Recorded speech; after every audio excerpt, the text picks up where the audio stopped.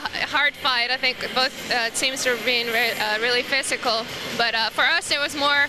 I mean, we have the finals in the Euro Cup starting on Thursday, so for us it was just a big practice. We're playing against a really good team with good players, and so for us we were looking at it, try to get better today and get ready for Thursday when we see Istanbul. Miškolcu sa podarilo zvíťaziť na úvod tohto roka na palubovke Sopronu, čo by maďarského majstra. Určite to chcel zopakovať aj proti slovenskému majstrovi, ale druhý polčas a jeho začiatok asi rozhodol o tom, že sa to teda nepodarilo.